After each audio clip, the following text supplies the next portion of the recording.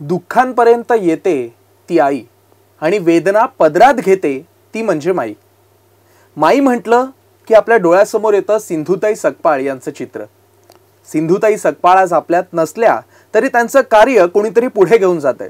ते कार्य नेमकं कोण करतंय, त्या कार्यामागची प्रेरणा नेमकी काय आहे आणि ते कार्य करणारे सिंधुताई सकपाळ यांचे पुत्र आहेत का नाही, असे अनेक प्रश्न आपल्याला असतील. आणि हे अनेक प्रश्न आजच्या या मुलाखतीतून आपल्याला पूर्णपणे कळणार आहेत.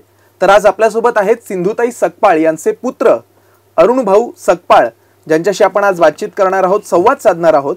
आज जर आपण बघितलं तर सिंधुताई सकपाळ जनविकास सामाजिक बहुउद्देशीय फाउंडेशनचे अध्यक्ष म्हणून ते कार्य करतायत. इतकंच नाही तर सिंधुताईंनी स्थापन केलेल्या 5 अनाथ आश्रमाची धुरा सुद्धा आता त्यांच्या खांद्यावर आहे. तरी आज आपण त्यांच्याशी संवाद साधणार आहोत. अरुण भाऊ, सगळ्यात पहिलं आपलं हिंदुस्तान पोस्ट मध्ये स्वागत.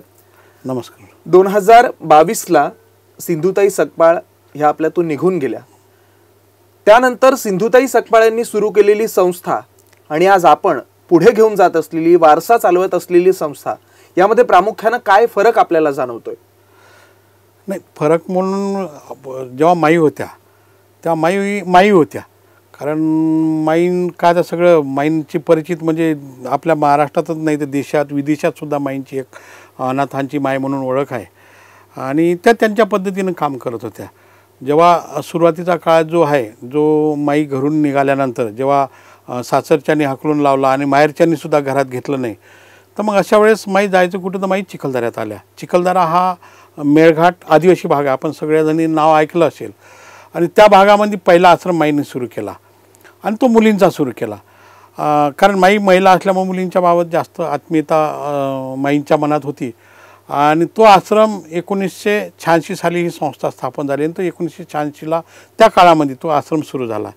आणि तो आश्रमाची व्यवस्था मी पहिल्या दिवसापासून सुरुवातीपासून माईंनी जेव्हा अनाथ लेकरं आमच्या ताब्यात आले आणि माईनं सांगितलं ही जर जबाबदारी मी दुसऱ्यावर दिली तर ते आपलं लेकरांकडे सांभाळतील की नाही सांभाळतील याचा मला विश्वास वाटत नाही. म्हणजे मग हे आपल्या लेकरांपाशी जर सारखे जर सांभाळायचे असेल तर हे मग आपणच सगळं केलं पाहिजे. आणि म्हणून माईंनी विशेष म्हणजे आता मी तर माईंचा मुलगा आहे जन्म दिलेला, आणि माईने सांगितलं बेटा हे आपले लेकरं आहे स्वतःचे आणि हे आपले लेकरं म्हणून तू सांभाळलं पाहिजे.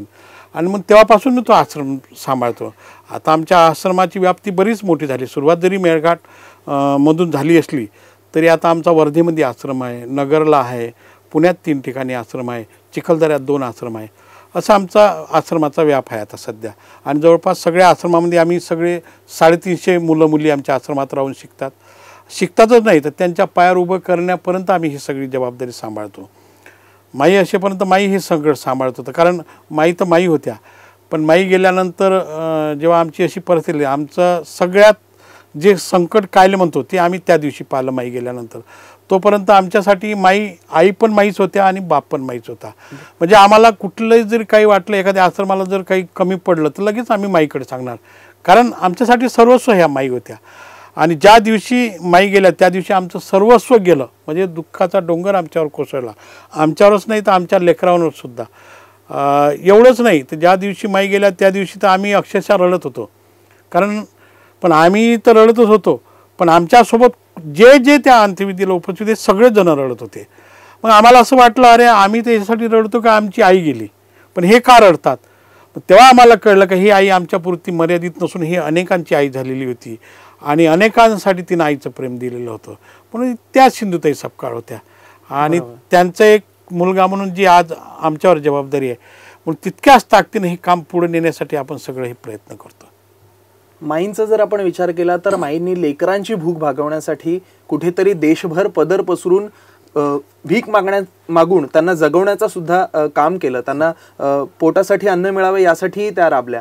मात्र ह्या सगळ्या गोष्टी बघत असताना माई देशविदेशात गेल्या, त्यांच्या जिभेवरच्या सरस्वतीनं लेकरांची भूक भागवली. मात्र आता जर आपण बघितलं तर आत्ताच्या या संपूर्ण काळामध्ये या माईंच्या नंतर आता ही संस्था चालवत असताना आपल्यासमोर काय आव्हानं आहेत किंवा कोणत्या गोष्टींना आपल्याला सामोरे जावं लागतंय? नक्कीच. माई होत्या. माईचं तर तुम्ही उल्लेख केल्यामुळे जसं माई नेहमी म्हणायच्या भाषण दिलं की राशन मिळतं. आणि मग भाषण दिलं का सगळ्यांना पदर पसरून भीक मागायच्या. कधी काही आम्ही माईंना म्हणायचो माई आता तू भीक मागते चांगलं वाटत नाही. तर माई म्हटली, अरे माझ्या भीक मागण्याने जर या लेकरांचं जर आयुष्य उभं होत असेल तर मी मरतपर्यंत भीक मागणार आहे. म्हणजे त्या माऊलीनं भीक मागायचा कधी कमीपणा वाटू दिला नाही, शेवटपर्यंत भीक मागितलं. आणि लेकरांची काळजी, ज्या दिवशी तब्येत खराब असताना सुद्धा रोज ते दिवसातून 4 वेळा तिने विचारलं असं, माझे लेकरं कसे आहे, जेवले का, काय जेवले, म्हणजे इतकी काळजी लेकरांसाठी. आणि माई तर मोठ्या झाल्यास, पण माईंना मोठं करण्यामध्ये आमच्या त्या सगळ्या लेकरांचा वाटा आहे. कारण माईनं त्या लेकरांनी कधीच तक्रार केली नाही. माईनं जे सांगितलं ते जेवलेत, जिथं सांगितलं तिथं झोपलेत. आणि माईंच्या पलीकडे काही नाही, जे जे म्हणाल माई ते पूर्व दिशा, असं आमचं ते आश्रमाचं होता. पण माई असताना कसं माईंचं वक्तृत्व मोठं होतं. माईंना काय माहिती, एक परमेश्वरी देण होती माईंच्या जिभेवर, सरस्वती वास करायची. जेव्हा माईंकडे पाहलं असं वाटायचं की माई खरंच एवढं चांगलं बोलेल का. पण जेव्हा बोलायला लागल्या की समोरचा कितीही मोठा माणूस असू द्या, कितीही कठोर मनाचा माणूस असू द्या, त्याचं काळजीच पाजरल्याशिवाय राहणार नाही. एवढं छान वक्तृत्व, अक्षरशः जिभेवर सरस्वती वास करायची माईंच्या, एवढं चांगलं वक्तृत्व होतं. आणि त्या वक्तृत्वाच्या भरवशावर माईंना मदत मिळायची, लोकांना सांगायची. आणि लोक एकदा ऐकलं का माईंना भरभरून मदत करायची. पण आज माई नाही आहे आपल्यामध्ये, माई नाही. आणि मी तर माई होऊ शकत नाही, मी माईंचं लेकरू म्हणून ठीक आहे, पण माई होऊ शकत नाही. कारण तिचा त्याग होता माईंचा, तिनं तेवढे कष्ट केलेले होते. आणि मग त्या कष्टाच्या बळावर ती मोठी झालेली होती, तिनं ते जगलेली. खरं ते काय म्हणतो, वेदना जगलेल्या होत्या तिनं, सांगताना तुम्ही सुद्धा ऐकलं असेल बरेचदा.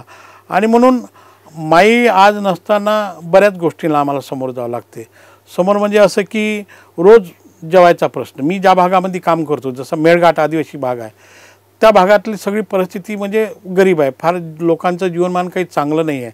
आणि म्हणून तेव्हासुद्धा माई असतानासुद्धा त्या लोकांकडून मदत व्हावी अशी अपेक्षा नव्हती, आणि आजही नाही आहे. पण या जर लेकरांना जगवायचं असेल, जसं आमचं बाकीच्या ठिकाणचे आश्रम आहे, जसं पुण्याचा आश्रम आहे, तिथं रोज कोणी नाही कोणी येतं, काही ना काही घेऊन येतं. पण मेळघाटातला आदिवासी मुलांचा जो आश्रम आहे, जो त्या भागात आदिवासी नाही, बाकीचे पण मुलं असतात त्यात, पण सगळ्यात मोठा प्रश्न आहे त्यांना 2 टायमाचं जेवण आणि त्यांना जगवणं, त्यांच्या ज्या मूलभूत सुविधा आहे त्या पूर्ण करणं. आणि त्या जर पूर्ण करायच्या असेल तर माईसुद्धा जेव्हा इकडं पुणा, मुंबई, सातारा, सांगली, नवे पूर्ण देशात भाषणं करून मदत मागायच्या. त्या काळी माईंना भाषण म्हणजे फार मिळायचे नाही, आणि मिळालं तर कुठं मदत मिळायची नाही. तेव्हा मग माझ्यावर त्या आश्रमाची जबाबदारी असल्यामुळं माईला कुठंतरी भाषण मिळालं का, 2 पैसे मिळाले का मला ते पाठवणार. पण कधी कधी ते न मिळाल्यामुळं, मदत न मिळाल्यामुळं मग फार परिस्थिती खराब व्हायची. कारण लेकरांना खाऊ घालायचं काय, लोक उधार द्यायचे नाही. मग अशा वेळेस कित्येकदा लेकरं उपाशी राहिले, लेकरांसोबत मी पण उपाशी राहिलो. पण आता ते इलाज नव्हता, कारण तेवढं आमचं परिस्थितीच तशी होती. पण माई कधीतरी म्हणायचे, अरे मी कार्यक्रम केला रे बाबा, मला तिथून मदत नाही भेटली, पण मी प्रयत्न करत आहे. जेव्हा कार्यक्रम भेटला, 2 पैसे भेटले की मी तुला पाठवतो, तू बेटा तुझी आणि लेकरांची काळजी घे, तुझीच आई, अशी मला कधीतरी आईंची तार यायची. आणि मलासुद्धा असं वाटायचं की माई जे माऊली काही नसताना, कुठला बॅकग्राऊंड नसताना एवढं मोठं काम करू शकते, तर मी तर तिचा मुलगा आहे, मी माझ्या परीनं काही ना काही केलं पाहिजे. आणि मी सुद्धा माई त्या काळामध्ये जेव्हा मदत नाही, मी लोकांकडे कामाला जायचं, म्हणजे फॉरेस्टला कामाला गेलो असेल, मी बाकीचा व्यवसाय केला असेल. आतासुद्धा मी हॉटेल आहे माझं, जे आश्रमाला मी संलग्न केलेलं आहे त्याला, आई असण्यापासून. म्हणजे ज्या दिवशी माईची मदत नाही पोटभर तरी अर्धपोटी तरी काही ना काही खायला मिळालं पाहिजे. आणि त्याला नाव दिलं आहे मी गुरुदेव फॅमिली धाबा. आणि तिथं मी, माझा मुलगा, माझी सून, माझी मिसेस, आम्ही सगळेजण काम करतो आहे. आणि तिथून जे 2 पैसे वाचतात ते आश्रमाला, आणि अतिशय चांगलं शुद्ध शाकाहारी जेवण. आपण जसं सांगितलं तसं माई आपल्या भाषणात नेहमी म्हणायचे की मी फकीर की लकीर हो, असं नेहमी म्हणायच्या. फकीरीनं ते आयुष्यभर जगल्या. त्यांच्या पश्चात मात्र जर आपण बघितलं तर अनेक वाद झाले, अनेक गोष्टी पुढे आल्या. या सगळ्यामध्ये एका खासगी सचिवानं माईंचं नाव वापरलं, ते प्रकरण संपूर्ण कोर्टात गेलं. हे नेमकं प्रकरण काय होतं, आणि आता ह्या प्रकरणाचा नेमका काय, कुठवर आलेला आहे हे प्रकरण? नाही, हा जो विनय सिंधुताई सपकाळ, ज्याचं नाव लोकांपर्यंत पोहोचतो, तो खरा विजय मुकुंदराव नितवणे आहे तो.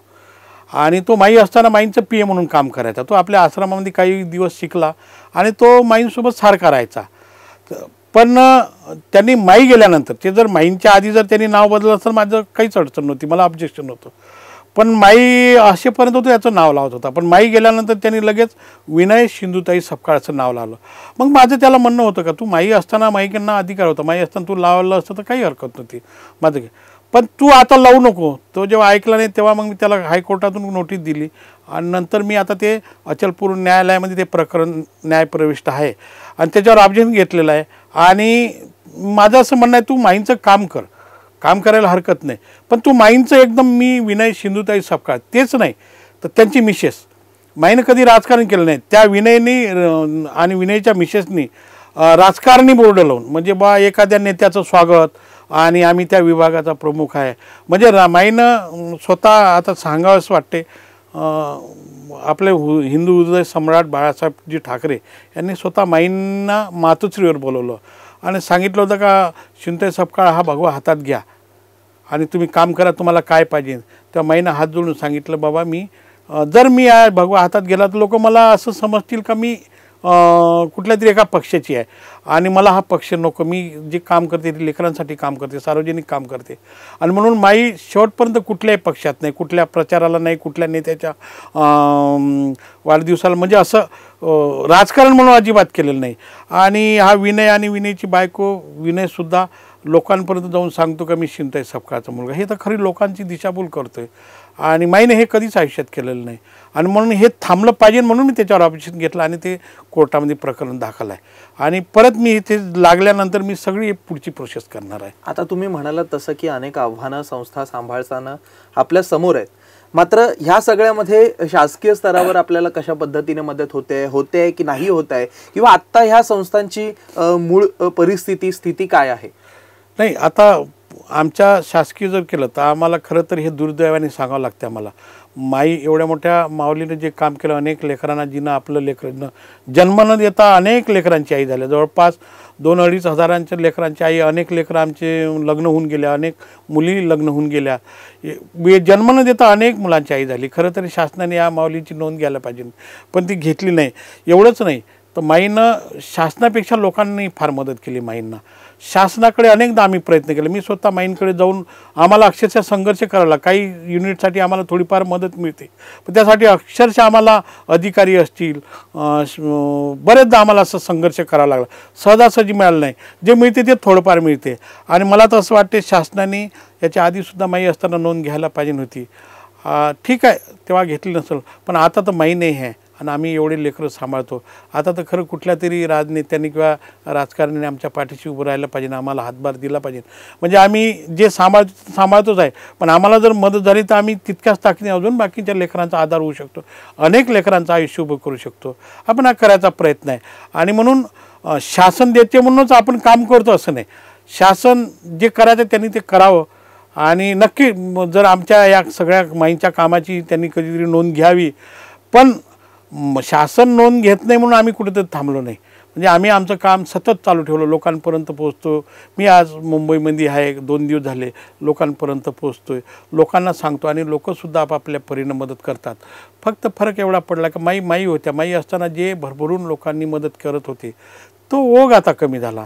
आणि म्हणून लोकांना माझं आव्हान आहे की माईंच्या पाठीशी तुम्ही सगळे जण उभे राहिल्यात म्हणून माई मोठ्या झाल्या, माईंचं काम मोठं झालं. आणि माईंचं काम आजही त्याच पद्धतीने सुरू आहे. म्हणजे आम्ही कुठेही त्यात कमी पडलेलं नाही आहे. फक्त कमी पडतो ते आर्थिकच्या बाबतीत. आणि आम्ही मेहनत करायची आमची आहे. आता बरेच लोकांकडे पैसा आहे, पण नेमकं द्यायचं कुठं, त्यांच्याकडे वेळ नाही. आमच्याकडे वेळ आहे पण पैसा नाही आहे. पण ज्यांच्याकडे जर थोडीफार मदत करता आली तर त्यांचा पैसा आणि आमचा जर वेळ एकत्र आला तर आम्ही खूप लेकरांचं आयुष्य उभं करू शकतो, खूप लेकरांचा आधार होऊ शकतो, मोठे करू शकतो आम्ही. धन्यवाद सर, आपण या संपूर्ण संवादात सहभागी झालात त्याबद्दल. खरं तर माईंचं काम हे मोठं होतंच, मात्र माईंचं काम पुढे घेऊन जाणं हेही त्याहून कठीण आहे, आव्हानात्मक आहे, हे मात्र निश्चित. आणि त्यासाठीच ही संपूर्ण मुलाखत आपण आवर्जून बघा. व्हिडिओ आवडल्यास नक्की शेअर करा, लाईक करा, लोकांपर्यंत पोहोचवा. जास्तीत जास्त सिंधुताई सकपाळांच्या या संस्थेला लोकांकडून किंवा अन्य मार्गातून कसे निधी उपलब्ध करून देता येईल याचा विचार करा. एवढंच बोलतो आणि थांबतो. धन्यवाद.